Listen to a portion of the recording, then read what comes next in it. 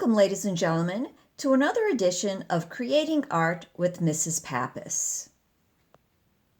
Today's lesson will be on optical illusion using cones, swirls, and ribbons. So for today's lesson, you will be creating something that would look like one of these. These are my samples. You can see I got a little carried away in working on this project. I think it's kind of fun. So let's take a look at what we're going to need. So we're going to start with our paper. Okay, so our paper is best if it's cut into a square. So I have here a 4x4, a 6x6, and an 8x8. You can decide which size you want to use. The smaller sizes, obviously, you can make more of, and it won't take as long as a big size. You're also going to need markers, and you will need colored pencils. So let us begin. Okay. So I'm going to actually do my demonstration on an 8x8, only because this way it'll be a little easier for you to actually see what's happening. Okay. So if you take a look, you can actually see a little dot here, and you can see some pencil lines. So one of the things you want to do is you decide where on your paper you want to start your cones or put the center. It doesn't have to be in the center of your page, because if you take a look at some of these samples, this one here starts in the corner. This one here is off to the left. This one here is closer to the right, and this one here is almost not quite in the center, a little bit above center. So you kind of have to decide where you want to start. So for this particular one, this one is slightly off-centered. And I also want to think about how many cones I want to have, because we're going to be using convex and concave lines. So if you want to say do lines all in one direction, okay? So this, if you take a look at this particular one, these are lines going all towards the center, okay? So all the lines going around are the same. So in this particular case, it doesn't matter how many cones I have, whether they're even or odd number. But if I want to alternate, okay, and you can see here how I alternated my lines, I need an even number of cones. Otherwise, it won't work. Otherwise, you'll have two cones next to each other with the same lines, okay, or lines going in the same direction. So here it is. So I penciled it out to make sure I had an even number of cones. Okay. So then I'm going to take my marker and I am going to start darkening those particular lines. Okay. And it doesn't matter if your lines are straight or your lines are curved. I have this on top of my sketchbook, so if I go off the page, it's not a big deal. And if I don't cover my pencil lines, I drew them ever so lightly, then it would be very, very easy to erase. And that's something that you want to keep in mind. You want to use what I call construction lines, lines that are very, very light and easy to erase. So now that I have my lines, I'm going to go back and I'm going to take a look and I'm going to say, okay, I need to erase this pencil line right there. And I think that's the only line I need to erase. So now I'm going to start working on my concave and convex lines. Your concave lines, they go inwards, like inside a bowl. So I'm going to use my center as my point of reference. So my curved lines will curve towards the center. My convex lines will curve away from my center. Okay? So I'm going to start putting my curved lines. And one of the things you need to make sure is when you make these curved lines is they are in a row where one ends, the other one begins. So now if you notice, I am actually turning my paper as I go. I find that's the easiest way to not make a mistake. So now I'm going to start my second row. Now, someone asked me at one point, why don't I just do all my lines in one cone? Well, I actually tried that on one of these projects, and believe me, it did not work out very well. I ended up making a lot of mistakes. So I went back to this method, and I find that with this method, I don't make as many mistakes. One of the things you want to also work on is exaggerating your curved lines. When you exaggerate your curved lines, it's easier to create that illusion of 3 dimension. That's what we're doing here. We are creating an illusion of 3 dimension. You want the illusion that these cones are either coming out or going away from you. And the only way to do that is to use these exaggerated lines. So as you notice, I'm just keep on going all the way around until I finish.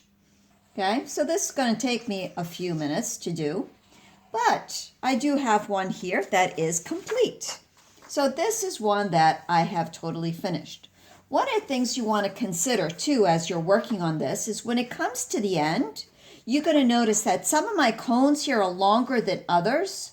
So you're going to see that some of my curves will keep on going even though the cone next to it, there is no curve. So just imagine these straight lines going out and what that curve will look like. So that's kind of important for you to think about. The next thing is your color. So if you take a look at here, I have 2 complementary colors here. I have a pattern inside one of the cones. So you need to think about, do you want the same pattern going all the way around? Do you want to alternate your pattern? Do you want to have 2 patterns or a pattern within a pattern? So which means you'll have some of your cones will be one pattern and some of your other cones will be another pattern. So those are a lot of things to think about. And one thing that can help us with that is our color wheel. So if you take a look at the color wheel, you can say, well, I can use warm colors, okay, on this side of my color wheel. I can use cool colors, this side of my color wheel, or complementary colors, which are color opposite each other. So if I take a look, say, of my yellow, the color directly opposite that is purple. So purple and yellow are complementary colors. If I take a look at my green, directly opposite that is red. So red and green are complementary colors, and so are blue and orange. So if you notice, my complementary colors are one primary and one secondary color. Okay, so color here is very, very important. Okay. So one of the things, the other thing that's also important is your values from light to dark. So if you take a look at the one I already started here, you notice that in the center, the values are very light. And as it goes towards the end where the cones meet, the colors get a little darker. That's also very important. So you can actually get your values with your colored pencil quite easily. Okay? So it's easy to get values within each other. So I'm actually going to use my blue for this one.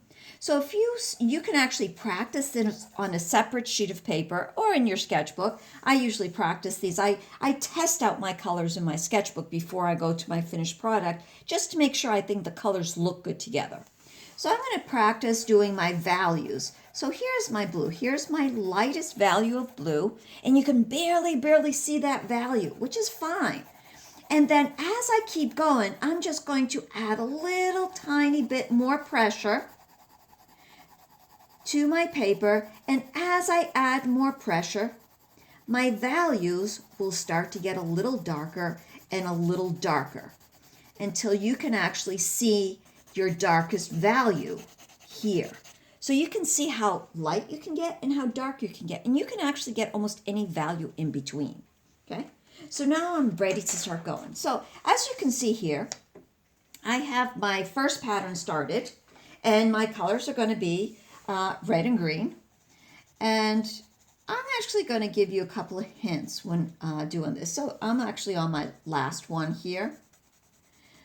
So next to this, I've decided that I want to do some blue and orange. So here's my blue and here's my orange. So one of the things to keep in mind when you're actually, I'll keep this up this way, when you're doing this, is you need to alternate your colors. So I find is if I take my first color and I do it lightly in my first section, then I'm going to skip one and I'm going to put a light blue, skipping one. I'm going to skip another one and put another layer of light blue.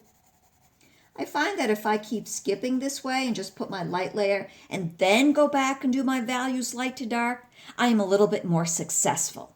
Okay, so now I'm going to go here, I'm going to skip a line, I'm going to put my light.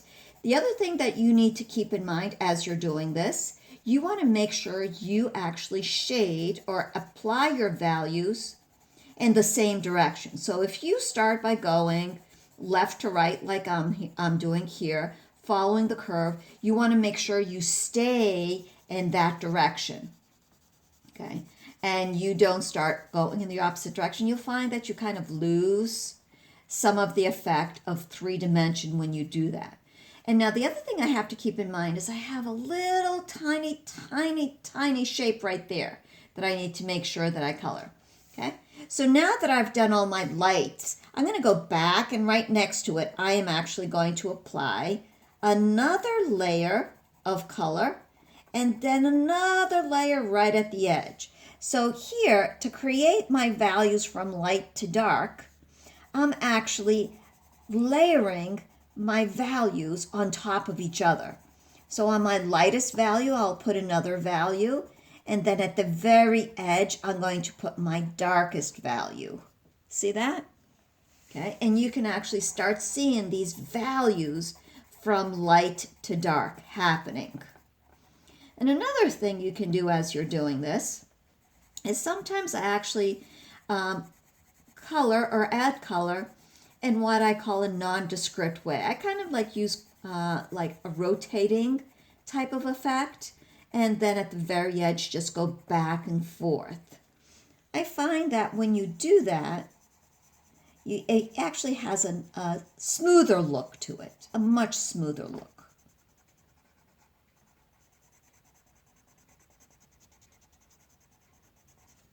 Okay.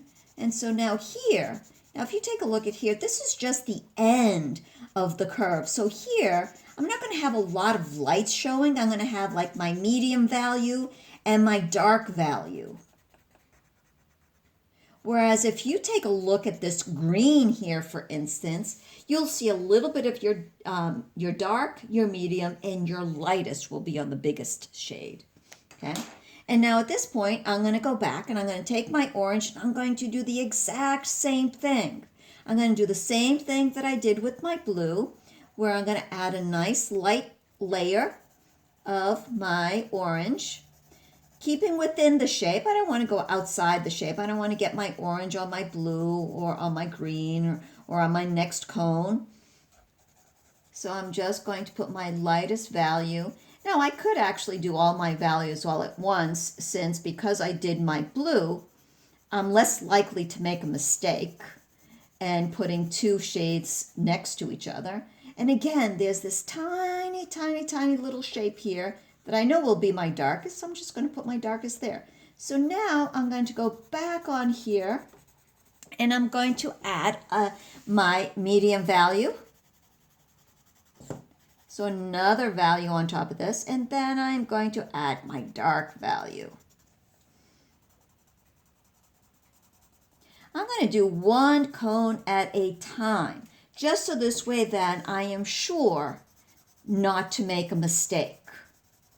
Because it's very easy to make a mistake and get distracted with this. So that's why you kind of want to keep on going one cone at a time. So if you take a look, I have one that's almost finished. Okay? So you can see how I just kept on going. Okay? And if you take a look at this, I'm thinking it's looking quite nice. I can't wait to see my finished product. So one of the things that I want you to do, ladies and gentlemen, is I want you to think about all the different ways you can create this. What kind of lines will you do? Okay, here's one that I have totally finished. This one here, I simply used my marker to create my shapes, and then I only used my pencil to color it in. So I have like gray and white, okay, and I have my values. So if you actually take a look at this a little closer, it kind of explains to you a little bit what I did. So you need to first square off your paper. And then after you do that, you select where your dot's going to be.